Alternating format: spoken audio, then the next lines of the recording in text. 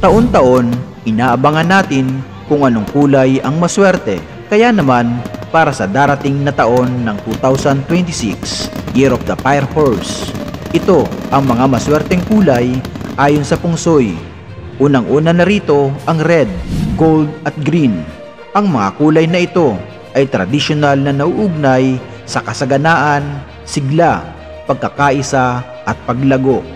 Ang red ay tinuturing na partikular na mahalaga para sa mga taong ipinanganak sa Year of the Horse upang maprotektahan laban sa malas sa panahon ng kanilang zodiac year.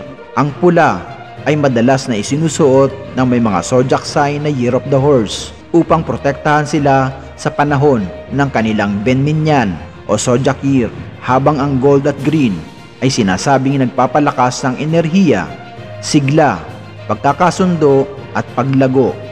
Ang gold ay nagsusulong ng tagumpay at isang pangkalahatang maswerteng kulay para sa 2026. Green, ang kulay na ito ay pinaniniwalaan na nagtataguyod ng pagkakaisa at paglago.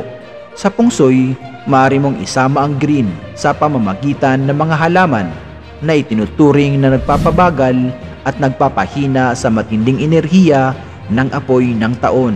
Isang tip para sa taon ng Fire Horse. Para sa mga ipinanganak ng Year of the Horse, ang 2026 ang iyong benminyan o taon ng zodiac na maaring magdala ng hamon sa buhay upang maiwasan ang hindi magandang pangyayari at pagkabigo, at maitaboy ito.